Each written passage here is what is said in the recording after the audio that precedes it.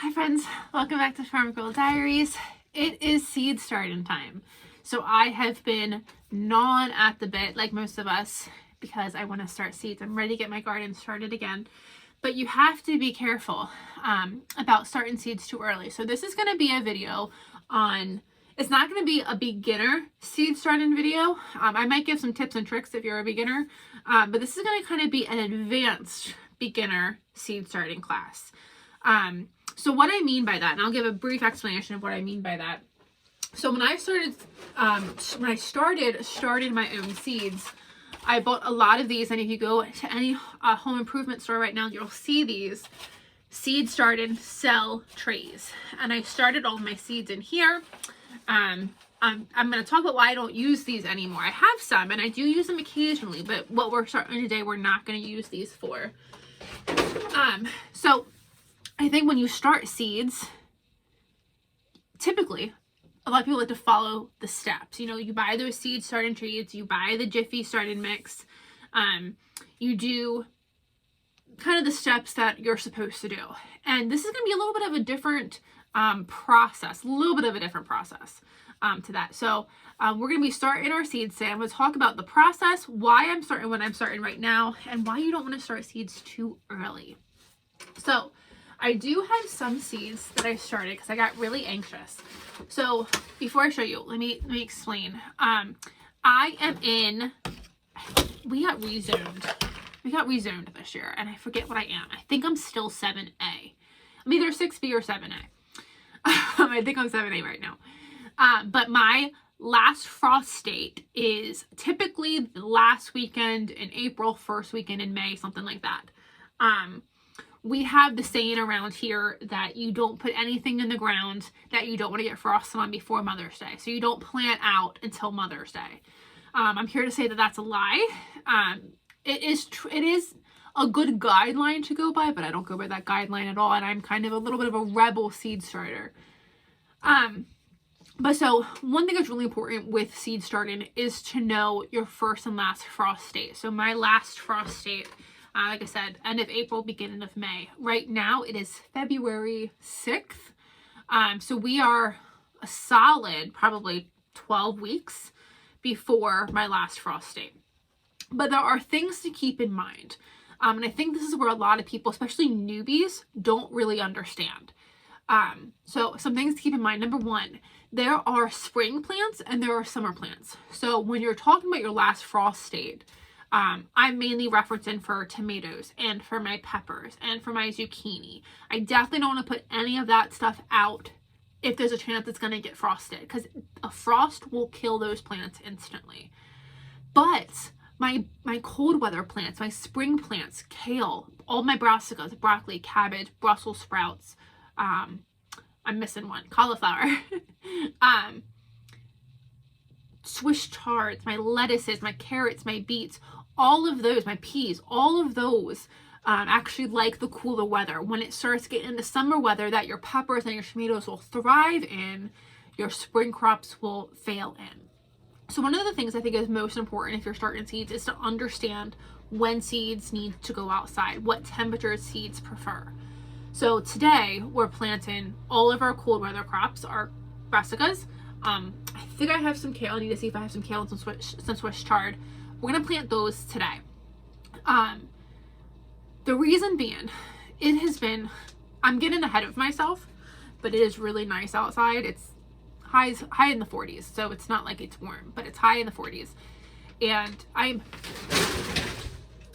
that was my soil.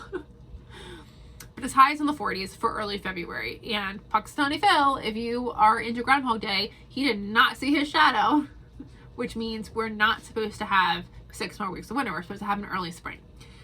So you don't really take that for granted at all. But my hope is I could get my plants planted in the ground about mid-March. So there is kind of the guideline for things like my peas, my carrots, my broccoli. You want to have them in around St. Patty's Day. So we're about probably 7 weeks before St. Patty's Day.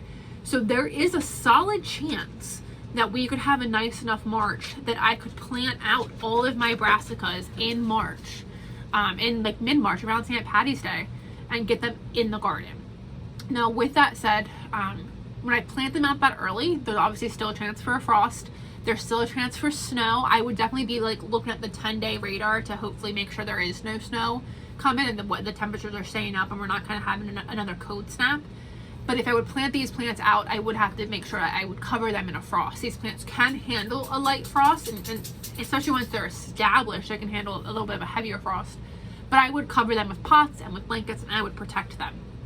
But all of that to say, my hope is that I could have these plants planted out in about 8 weeks. So with that, I'm going to dive right into another topic. I'm kind of zipping along my outline that I had in my head here. But I see a lot of people saying you don't need to start things until you're 6 weeks out from your last frost date or 6 weeks out from when it needs to go in the ground. And I am a big proponent of knowing your growing space. So I'm in my basement right now. I did just turn on the furnace so that the furnace will heat up the basement too. I've had it not heat in the basement this entire time. But now that I'm going to be starting some, I'm going to be starting peppers. I'm going to talk about that in a second. I want it to be warmer down here. But even with that said, it probably only gets to about 65 degrees down here, which is a great growing temperature.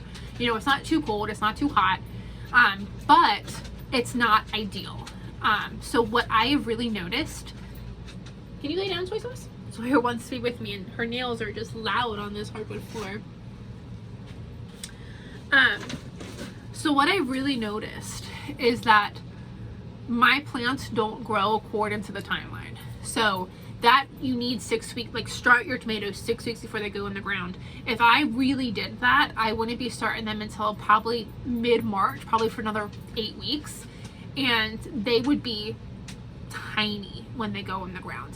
With that said, you don't want to start them too early, because if you start them too early, everything would just get too big, and you don't want it too big in the house. So you do need to find that happy medium, and that honestly only comes from trial and error.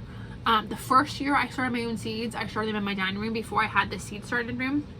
I started them in my dining room, and I started them in beginning of January because I was itching at the bit to get back in the garden. And I had trees. I had tomato trees. I had pepper trees. Like, I had trees. They were blooming in the house. You definitely don't want them blooming in the house before they go outside. What can happen is your plants can get stunted. You're not having great healthy plants. Like, you definitely don't want to start them too early and they get too big. Definitely don't want to do that. So now I've done it. This is, I think this is my 5th year starting my own seeds. And I'm now to the point that I kind of know when I need to start it for my growing conditions. So again, figure out, and again, it's just trial and error. Try it. If it doesn't work, you can still buy plants, and now you have kind of more guidelines going into next year. The thing with gardening is you have to be okay with failure. I call myself a jack of all trades, a master of none, because I like to be able to do, like, I like to know how to do everything. I know how to crochet, I know how to knit, I know how to sew, I know how to do all the cooking and all the baking, and like, I know how to do a massive amount of stuff, but I'm not good at any of it. And my entire life, that's always been fine with me. Like, I just want to know how to do it. But it wasn't until I got to gardening that I realized that I wanted to master this. It's this, and now it's sourdough bread I want to master. But I want to master gardening. I want to be the best that I can possibly be at this. And with that, you have to be okay with failing, because every time you fail, you will learn a lesson. So if you start seeds and they didn't grow, you need to ask yourself what happened. You know, did you not give them water or light or heat? Did you plant them too deep? Like, there's always an opportunity to learn to do better. And 2, if we start seeds now, I give myself a little bit of time that if something happens, they don't grow, I kill them, you know, something happens, I could restart and still have a harvest. Still have a harvest kind of on time. I'm starting a little bit early, but again, I'm starting from my growing conditions. So I know that this is the proper time for me. So with that kind of in mind, the proper time, I'm also going to be starting my peppers today. So peppers take longer. All of the animals want to be with me right now, and all of their nails are loud on my hardwood floor. But my animals love me, so you can't complain, right? So peppers take longer just in general. They take about 7 to 14 days to actually germinate, meaning they pop out of the soil. And so that's an extra probably about 2 weeks. And then they just grow slower than things like your tomatoes. So I typically start my peppers about the end of January. And so I'm a little bit late for my peppers, but we're still well within the time frame that we're going to be completely fine. Lay down, soy sauce. Lay down, baby. Lay down, my love. I love you. I love you. So I've already started. Now I'll show you. I've already started some flowers. So okay, lay down. I need everyone to lay down, please. So I've already started some flowers because I needed to get my hands in the ground. And for the most part, I started things that needed to be started. My petunias, my pansies are in another tray. Here I have some red poppies. I think I did start some of these a little too early. For instance, I started hollyhocks. And they're looking fantastic. But I think I'm gonna have trouble keeping these from getting too big inside. So that might have been a slight error. And that's again why you don't want to start too early. These are decent size, and I started these about a month ago. So these might have to go out sooner rather than later, and I don't know, deal with the cold. I don't know. But let's really quick talk about germination leaves and true leaves. And that's when we're talking about, you know, why that hollyhock is getting big. These are, I think these are impatiens. Yeah, these are impatiens. And you see they just have 2 little leaves. This is called the germination leaves. So this is what the seed, I planted the seed. Thank you. I planted the seed, and the seed just put up its first little green leaves. Here's a better example. So if we look at this plant right there, okay, this leaf here, that leaf right there, and that leaf right there are the germination leaves. These next set of leaves are considered its true leaves. And if you look at this plant, you can see, again, more true leaves. And what it is the germination leaf is just a leaf that breaks the soil, that starts collecting the light, starts collecting the nutrients, and then it sets off its real leaves. So that brings me into my second point that you need to keep in mind, and I didn't keep in mind for like probably the first 2 years, is an example like this. So you can see my hollyhock leaf right there is pretty big, okay? Some plants get bigger leaves as the germination leaves. So think butternut squash, think cantaloupe, think watermelon, think pumpkin, think zucchini. All of these plants have their germination leaf, which is honestly much bigger than these guys here. But then once they start putting off their true leaf is pretty big. So that was one of the downfalls that I had with my seed starting tray, is you plant different things in here. Okay, so let's say I do tomatoes here, peppers here, zucchini here, green beans here. You know, I do these things, but their leaves get so big, they encroach on each other's space. So that's something to keep in mind just in general. Things with bigger leaves, and again, you're gonna really learn this by trial and error, but I think I've covered the majority of them.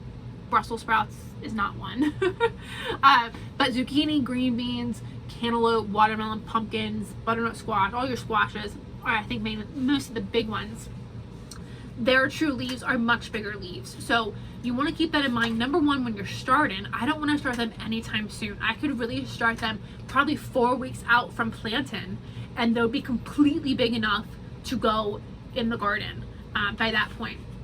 However, if you start them in seed starting trays with other things, you do want to keep in mind that they will encroach, these leaves will encroach on other spaces.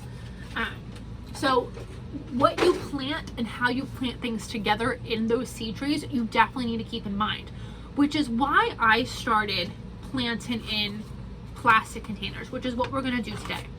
So my flowers, I plant in these little 6-pack trays.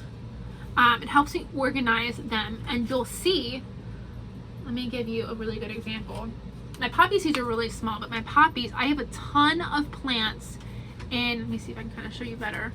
A ton of plants, not really, can't really tell, but there's multiple plants in each cell.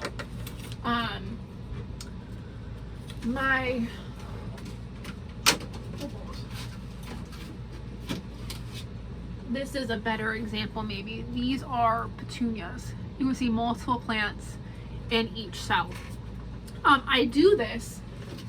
Oh, I love, they already got roots. This is a great sign. We already have roots hanging down out of our cell trays, reaching for the water. So that's great. I planted my flowers because a lot of them take longer to get germinated. My pansies, my petunias take a long time, but I did experiment here. And like with my hollyhocks, we're gonna have to keep that in mind, that these are gonna get really big really fast. But I plant multiples in these seed starting trays because a lot of my, like I said, my petunias, my pansies, they're slower to grow. They set off their germination leaves, they set them off. But I planted these about a month ago, so you can see how far along my hollyhocks are versus my impatiens. So sometimes you have a longer growing time based on, and flowers a lot of times are typically like that. Some flowers are. So I like to put them in these 6-pack trays to, it's just kind of my preference. I put flowers in 6-pack trays. I put vegetables in just regular 4x4s.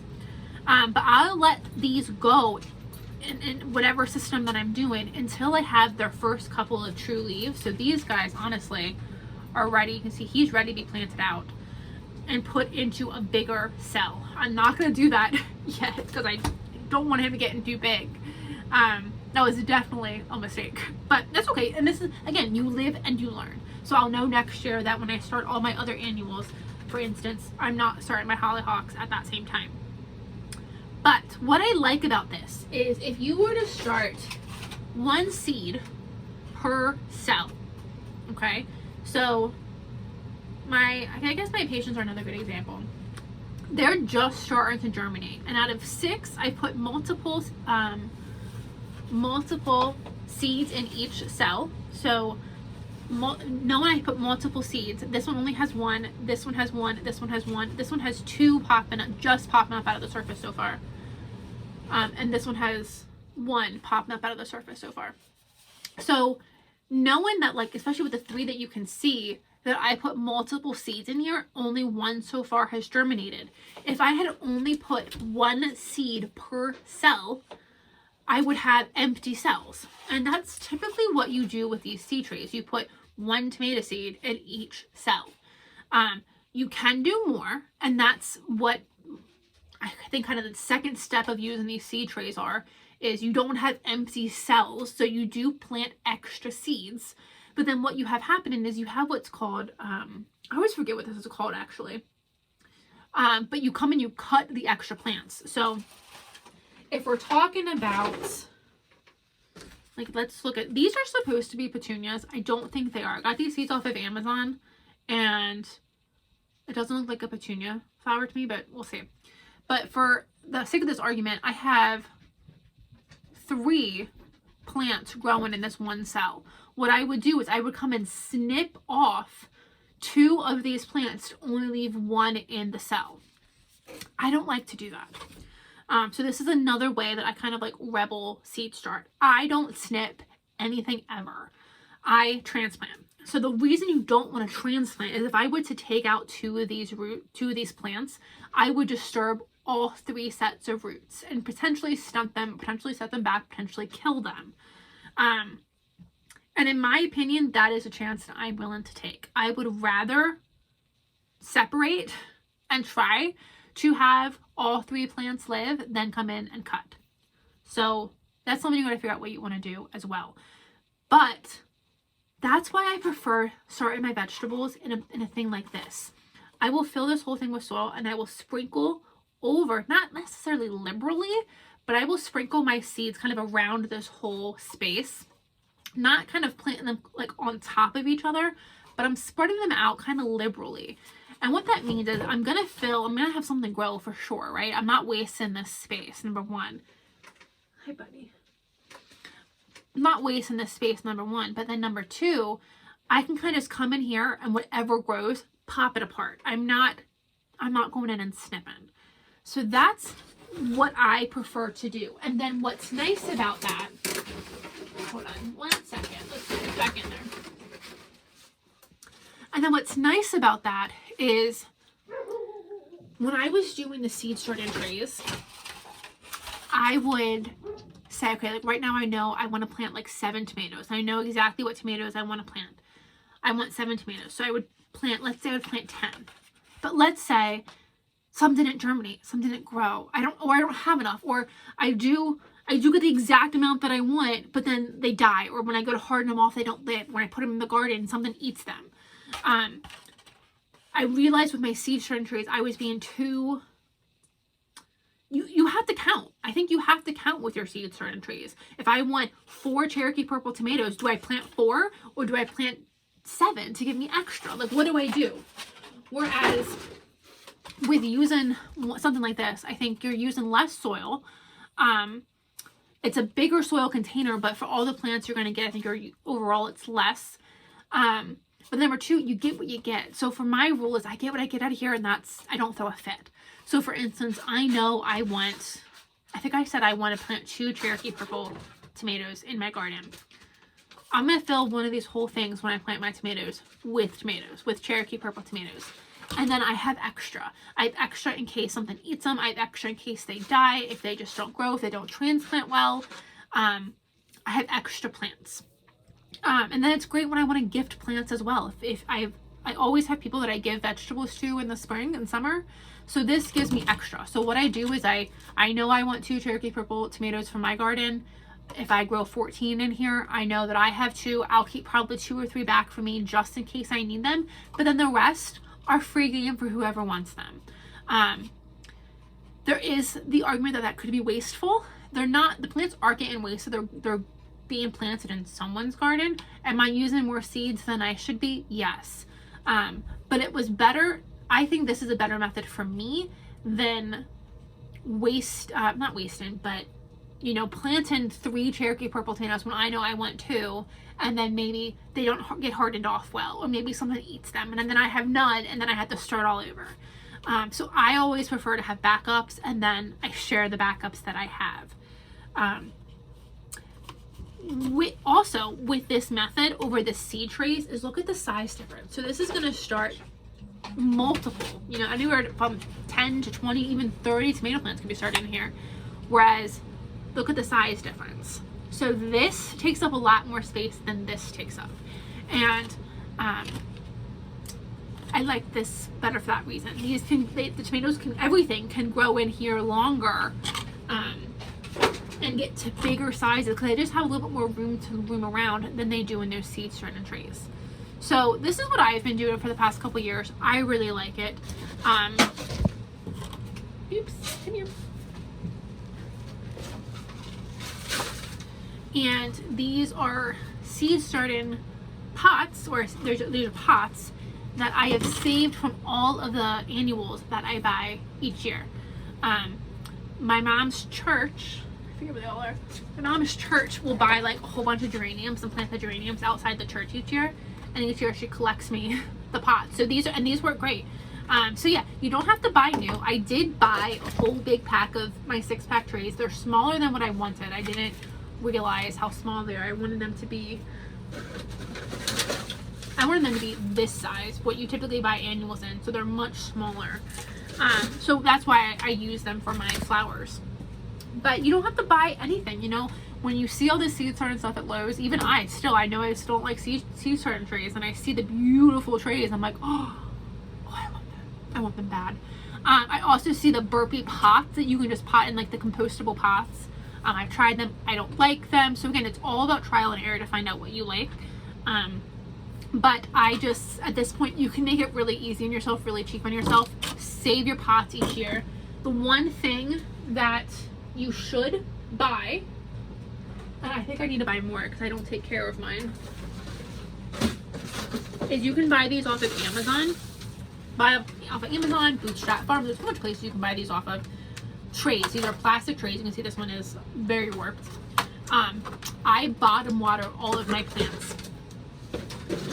So when we talk about this plant, for example, I have roots hanging out of my flowers.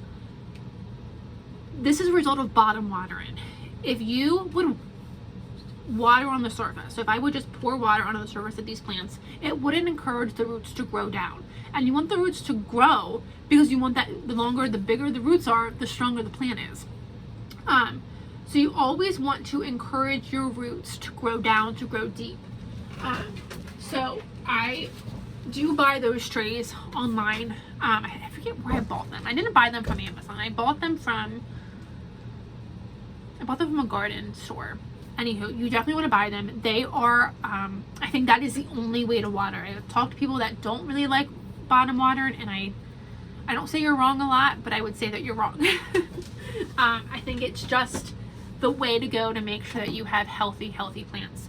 With that said, you don't want them sitting in water. So I don't have my trays filled up with water. I just kind of come in. I have a gallon mason jar. I just fill this up and dump this in the trays probably about once every 2 weeks. And that's more than enough. They're not sitting in water. My soil is not saturated, but it's enough to keep my soil moist, and I'll up that as the plant grows. So that's a lot of information. I understand that. Seed starting is not that hard. I'm trying to give you all the tips and the tricks that I did and the things that I have learned and how I have adjusted how I start my seeds. But you don't need any of that. You know, I would say if you are interested in certain seeds, start the seeds. The first year I started seeds, I put them in a window. I thought a south facing window will be great. It's not great.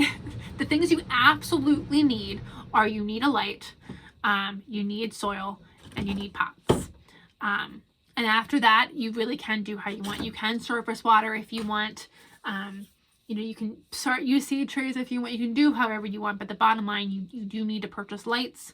You do need to purchase or save pots. And then you need a good soil.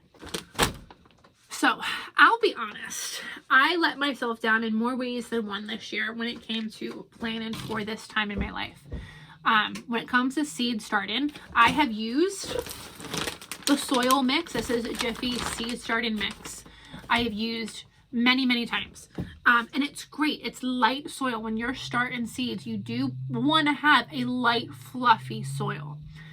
So this is a good starting mix. The problem with this is there's absolutely no nutrients in this mix. So your plants are not getting any food from this mix. So something to keep in mind is with my flowers, like they're nice and big, I'm going to need to start doing some fish emulsion or transplanting them into a regular pot and soil mix. So typically in the fall, before like the garden centers close, I like to go buy a 40-pound bag of just a regular soil, some sort of soil that has nutrients in it. You can make your own pot and mix. You can make your own soil blend, like whatever you want to do. I like to buy something that already has nutrients in it. And I've started seeds in there for I think the last 2 years. I've had nothing but success. And then what's nice about them is you don't need to worry about transplanting right away or supplementing with nutrients because it already has something in there. This seed starting mix has nothing. So I let myself down first in the fall. I didn't buy the seed starting mix. I didn't buy soil. I didn't buy just a 40-pound bag of soil. I kept saying I was going to, and for reasons that make no sense to me now, I just didn't do it. I think I kept saying, I'll just buy it in February. Well, I just had an appendectomy, had my appendix removed. I can't lift more than 10 pounds for 6 weeks. So I can't lift a 40-pound bag of soil, pick it up, buy it, and carry it down to my basement where I'm starting seeds. So I had to go back this year to the Jiffy Soil Starting Mix, which this bag is 12 quarts, is $8. So it's really not worth it price wise, but because I'm kind of in this predicament right now, it's what I have to use this year. So if you're not in the same predicament as me, I would say avoid the soil and just go right to a typical Miracle-Gro, typical pot and soil mix. You know, you want your soil to be light and heavy, but I've never had any issues starting seeds in just a regular potted mix. And you can even take that potted mix and mix in some peat moss and make it like lighter and fluffier. And then you can have the best in both worlds, a best of both worlds, a light fluffy mix with nutrients in it. But I couldn't do that today, so this is where we are. And I think I need a scissors to open this, but I don't feel like going upstairs to get a scissors. So we'll do that. Okay. So I'm just gonna get to start in my seeds now. I did 30 minutes of yammering. I'm just gonna get to start in my seeds. I have a whole bunch of pots here, and like I said, I'm starting my peppers today, my broccoli, my cauliflower, my cabbage, and my kale, if I have kale. So I'll bring you guys back and show you guys when we're all done.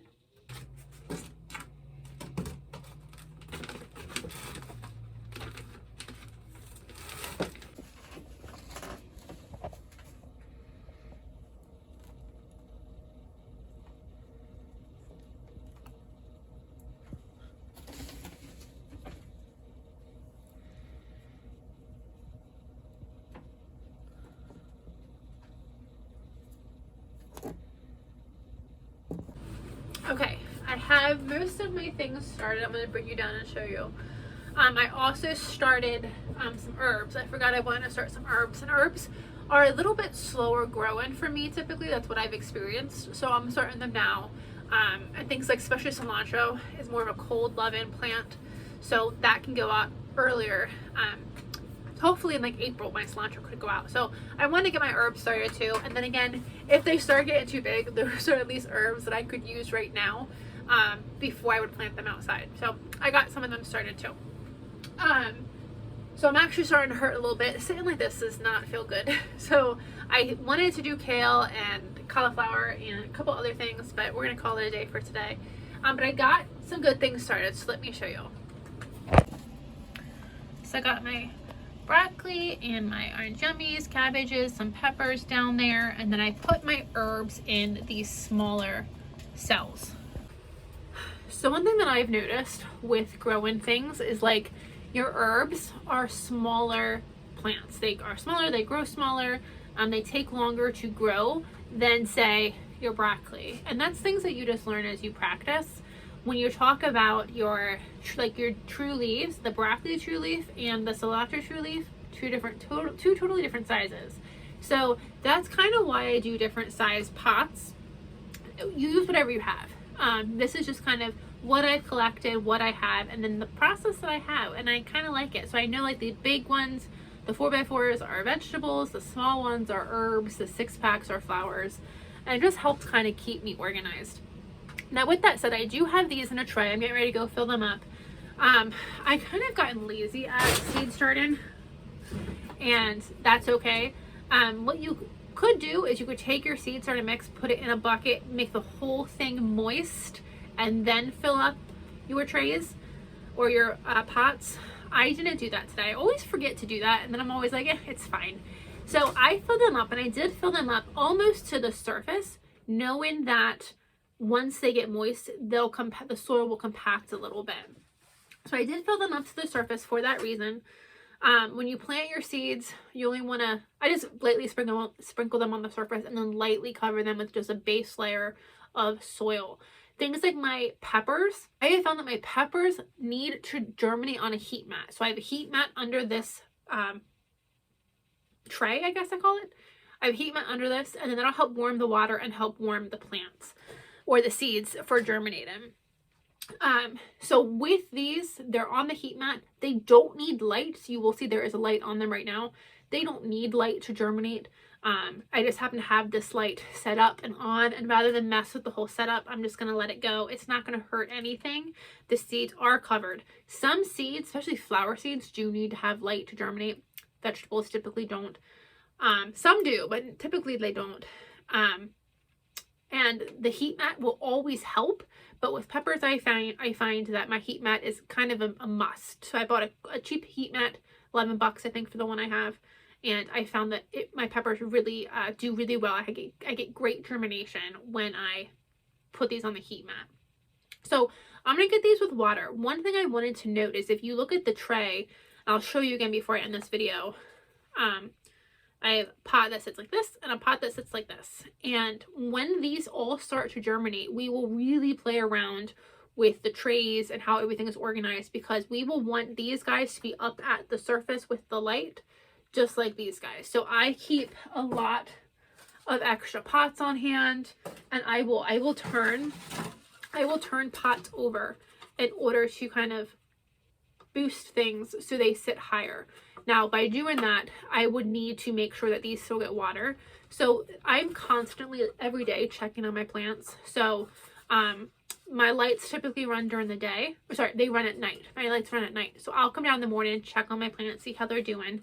If I have a plant like kind of boosted like this to get it closer to the light, beside a pot like this, it works just fine. What I'll do is I'll come down in the morning, I'll take this guy off because the light's not going to be on anyway, and I'll remove this, I'll sit him in the water so he'll get the water. When I get home that evening, I like to come down, check my plants again, see if anything's germinated, and then I'll put him up here for the night. So that's something that I like to do, but keep in mind, if you saw my setup, I'm not going to let these two sit like this with the light on in terms of growing the plant. Right now the light's on just because it's on. I don't want to mess with my setup, but it's not being used to grow plants at this point. When the light is beneficial, or the light when the light is necessary, I'll be playing some Jenga with my pots. So I think that's the basis of seed starting. Again, if you haven't done it, I highly recommend it. And if you fail, you learn things. You can still buy stuff from the nursery, but you've tried, and you can try again next year. Again, to be a gardener, I think you need to be okay with failure. And know that with every failure, you're learning a lesson. And that's, I think, a great part of gardening. I do like learning and making myself better. So I'm going to fill this up, and then I am going to put a humidity tray on that tray. It's not going to sit snug because I have bigger pots on it, but it'll at least help keep it a little bit humider in there. Humider, I think it's a word, more humid. And it'll at least help keep it more humid in there, which will help my seeds germinate as well. So I'm going to go fill this up. I'm going to fill up that tray, and then we're going to let them sit. And hopefully in about a week or so, we have some new baby plants.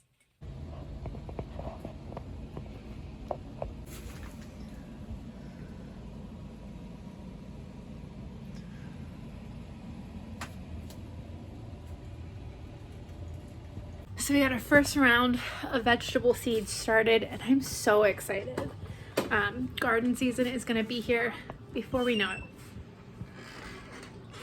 So thanks for joining me, friends. I'll see you in the next video. Bye.